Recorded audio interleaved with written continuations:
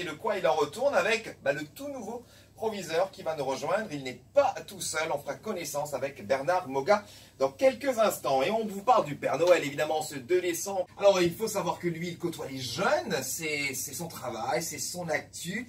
Et il est peut-être sur TikTok, on va lui poser la question. Bernard Moga, bonjour. Bonjour Miguel. Comment ça va?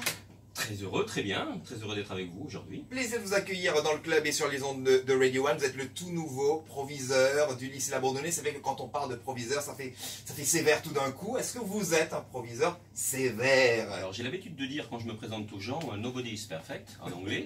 Donc je ne suis pas parfait, je suis comme tout le monde. Et en tout cas j'ai beaucoup de plaisir à faire mon métier qui me permet de côtoyer les jeunes. Et voilà, à partir d'un certain âge, c'est nécessaire et indispensable. Alors c'est une belle carrière aussi, vous avez beaucoup voyagé le monde, on aura l'occasion d'en parler, partager tout ça avec nos auditeurs. Je le disais, on doit garder quand même l'esprit jeune quand on côtoie les jeunes au quotidien. Vous êtes sur les réseaux sociaux, Facebook, Instagram, Twitter, TikTok et tout le tralala là?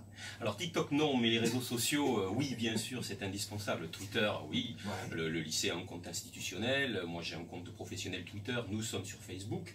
J'ai également un compte Facebook personnel, mais surtout professionnel. Nous sommes aussi sur Instagram. Oui, c'est incontournable. C'est indispensable aujourd'hui. Alors c'est quoi la clé de la réussite pour ne pas être has-been et rester bien à la page? Parce que quand on voit un jeune qui s'exprime aujourd'hui par rapport à ce qu'il écoute, ce qu'il lit, etc., c'est vrai que si on ne suit pas, on a vraiment raté plusieurs trains là. Oui, c'est vrai, il faut suivre, il faut être à la page, comme on dit, et quand on dirige un établissement scolaire, quand on s'occupe d'éducation, on ne peut pas regarder dans le rétroviseur en permanence. Il faut regarder à minima ses pieds, et surtout devant et loin de devant. Voilà, c'est ce que nous essayons de faire. On est là en fait pour accompagner les jeunes, pour les aider à grandir.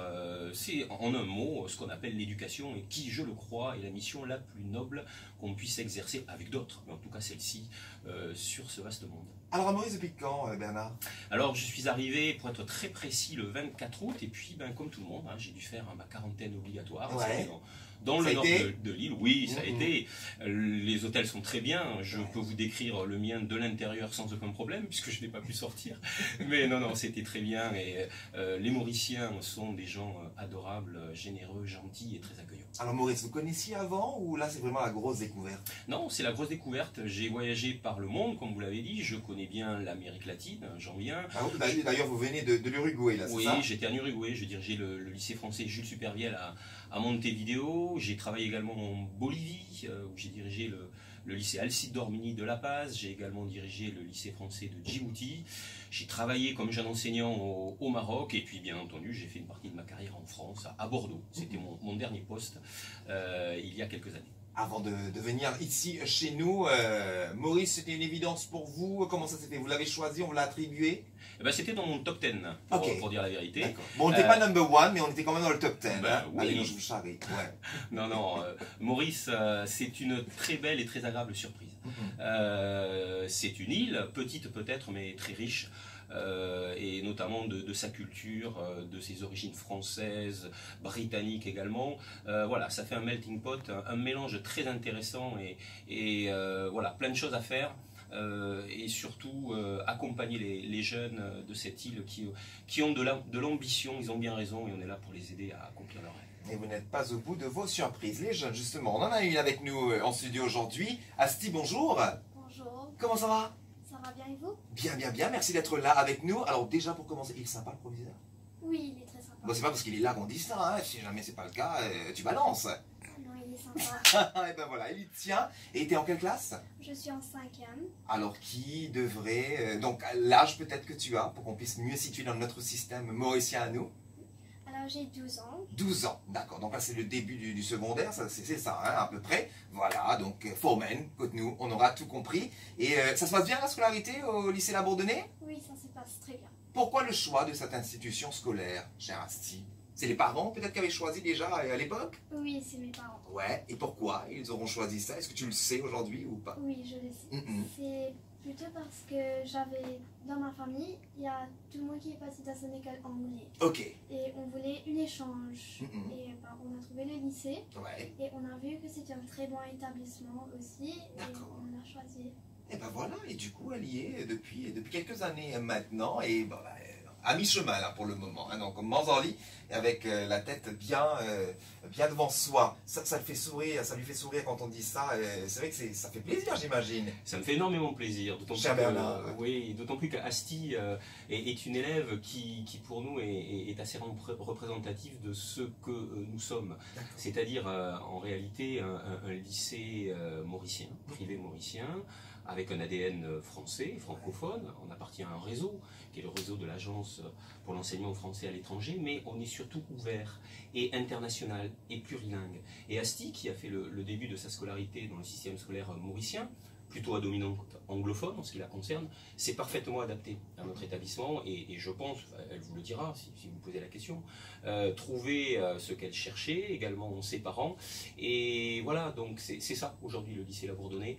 Et c'est ce que j'ai envie de montrer. C'est un mythe, j'ai l'impression de croire que c'est pas forcément accessible à tous, que voilà, ça appartient à une certaine catégorie de personnes. Est-ce que c'est cette image-là que vous voulez un peu briser aujourd'hui? Tiens, un peu, je ne sais pas si vous comprenez le créole mauricien depuis les quelques semaines que vous êtes là, mais Cassamoisi là, donc enlever tout le moisi qu'il y a autour de votre institution, situé, on le rappelle quand même, à Forêt-de-Salle. Hein? Oui, on est bien servi au niveau du climat. Oui, mais c'est le centre de l'île, donc le centre du monde, évidemment. Non, mais effectivement, c'est une image un peu, j'utilise un anglicisme un peu has-been, du passé. Là, c'est l'image de 1953 ou des années 50 qui se justifiait à une époque. Mais aujourd'hui, le lycée La Bourdonnais, je vais encore le dire en anglais, tiens, même si je suis profondément francophone, c'est la French International School of Mauritius. Enfin, en tout cas, un des établissements du réseau, des établissements français. Nous sommes 5 dans l'île, voilà. Il ne faut pas l'oublier. La compétition est rude entre vous? On est complémentaires. D'abord, on est dans des espaces géographiques différents. Certains scolarisent une population qui est un petit peu plus, on va dire, originaire de ce qu'on appelle les expatriés, c'est-à-dire des familles étrangères venant s'installer à Maurice. Nous, historiquement, nous sommes ancrés, nos racines sont dans la culture mauricienne. La cour de récréation de mon établissement, vous voyez, je suis très possessif, je dis mon établissement, je l'ai adopté d'entrée de jeu, elle est le juste reflet de la société mauricienne. Il y a toutes les couleurs, toutes les cultures, toutes les religions, presque toutes les langues. En tout cas, nous apprenons beaucoup de langues, et pas seulement l'anglais. On est vraiment un établissement plurilingue. Voilà, alors la suite de cet entretien, parce qu'il y aura aussi des activités organisées autour, dont une journée porte ouverte, là ce sera pour ce samedi. On vous en dit davantage juste après la pub. Ah ben voilà, une chanson franco-italienne signée Claudio Capeo, révélée par The Voice, la plus belle voix de France. Et on l'évoquait avec Bernard Moga, le nouveau proviseur, président, on ne sait jamais, peut-être une carrière politique, un de ces quatre, hein. Who knows? On verra, c'est pas dans mes objectifs. Proviseur, ça c'est sûr et certain. Oui. Le tout nouveau, il est là depuis le mois d'août dernier, donc au lycée La Bourdonnais. Asti, jeune élève, également avec nous aujourd'hui. On parlait de ces langues que l'on peut apprendre dans votre établissement. L'italien en fait partie?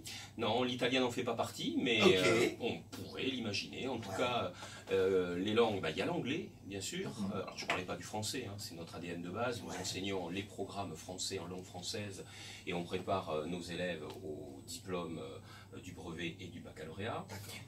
Mais donc, oui, l'anglais, incontournable, de toute façon, dans le monde d'aujourd'hui, mais l'anglais n'est pas suffisant. Être bilingue, c'est très basique, presque tout le monde l'est. La richesse, c'est le plurilinguisme. Oui, je vous donne un exemple, je viens d'Amérique du Sud, comme vous l'avez dit tout à l'heure. Si vous voulez faire du commerce en Argentine, je vous conseille de parler espagnol. Parler anglais, ça ne vous servira à rien. Justement, on apprend l'espagnol au lycée La Bourdonnais, qui est une des autres langues monde. L'allemand, qui est une langue culturelle très importante en Europe. Le russe, le mandarin. D'accord. Voilà. Quand même le mandarin. Bien sûr. Et l'hindi? Et l'hindi. Alors, on m'a déjà posé cette question et depuis que je suis arrivé à Maurice, j'en perçois vraiment la pertinence. Quand on regarde les origines de la population mauricienne d'aujourd'hui, c'est une question qu'il va falloir se poser. Et je pense qu'on va mener une réflexion pour savoir si l'Indie, oui, il y a quand même un milliard d'individus dans cette belle péninsule indienne qui parle cette langue. Donc c'est effectivement une langue monde incontournable. Donc on réfléchira à ce sujet. À suivre. Et si je peux me permettre, la section internationale britannique, que nous allons ouvrir dès l'année prochaine sur tous les niveaux de l'école primaire et du collège, qui vont préparer nos élèves à l'option internationale du baccalauréat, en plus de la section européenne britannique que nous avons déjà. Et Asti, tu fais quoi comme langue étrangère, toi? Je fais l'espagnol. Ouais. Donc moi je parle pas espagnol du tout, mais ça serait quoi comme nous dire comment ça va, par exemple? C'est Et là, c'est le trou. Je vais aider Asti Allez, alors. ouais. Hola, ¿qué tal? Ah ben voilà. Ah oui, qu'est-ce que Bon, elle démarre l'espagnol, donc j'imagine, Oui. hein, ça doit être quelque chose. Croyez-moi, apprendre une langue étrangère, c'est pas simple. Surtout quand on ne la parle pas couramment et fréquemment. C'est quelque chose. Alors, peut-être, Bernard, là, vous organisez une journée porte ouverte samedi. Pourquoi ce besoin, justement, d'aller vers les Mauriciens? Est-ce que les temps sont durs à ce point-là qu'aujourd'hui, on ouvre, allons dire, plus facilement les portes qu'avant? Ou c'est vraiment une démarche de démocratisation? Eh bien, c'est à la fois les deux. Une démarche de démocratisation, effectivement, et puis aussi, on veut ouvrir nos portes parce que notre président de la République en France, Emmanuel Macron, a souhaité le doublement du nombre d'élèves dans les établissements français de par le monde. Et donc, c'est pas en scolarisant uniquement des francophones que l'on va doubler le nombre des élèves, mais c'est surtout en proposant une offre plurilingue, j'y reviens, à des familles pour qu'ils fassent le choix de l'enseignement français. Parce qu'en fait, ce que nous faisons, au-delà de l'enseignement en français du programme, c'est qu'on enseigne surtout à la française, avec une méthodologie particulière, l'esprit critique, le discernement, la capacité d'être autonome, de former des citoyens, comment dire, actifs dans le monde de demain, c'est ça notre objectif. Et on le fait aussi au travers, comme je l'ai dit, de l'acquisition des différentes langues mondiales qui permettent réellement de rayonner.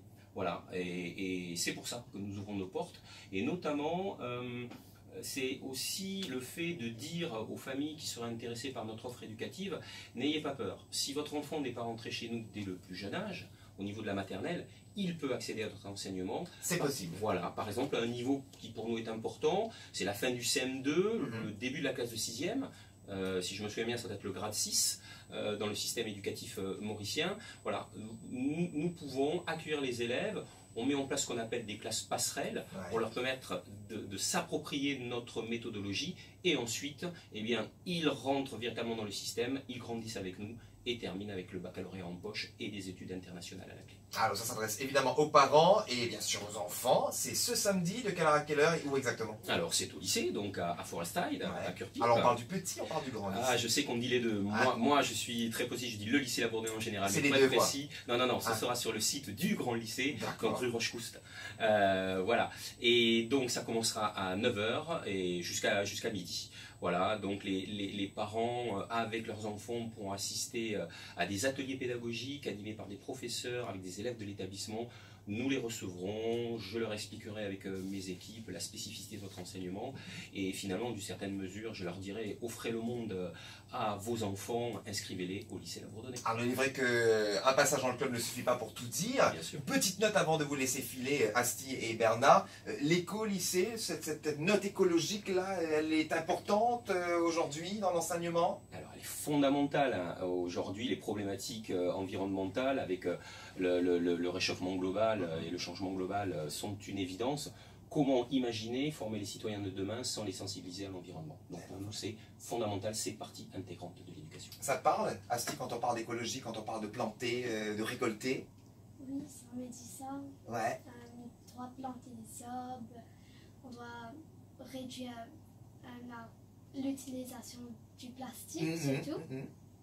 Et voilà. Tout ce qu'on apprend, quoi. Et ce qu'on devrait faire, en tout cas, dans notre vie au quotidien. Elle le fait, elle, au lycée Labourdonnais. Tu t'y plais là-bas? C'est cool, ça se passe bien? Oui, c'est trop bien. Génial. Bonne continuation, en tout cas, et en tout cas, du succès dans tes études. Merci, Asti, d'être venu dans le club aujourd'hui. Merci, Bernard. Merci Miguel. À vous, bon courage. Et une expression bien de chez nous, Manzanli pour la suite. On se revoit bientôt dans le club sur les ondes de Radio 1. Rendez-vous donc samedi au Grand Lycée pour cette journée porte ouverte.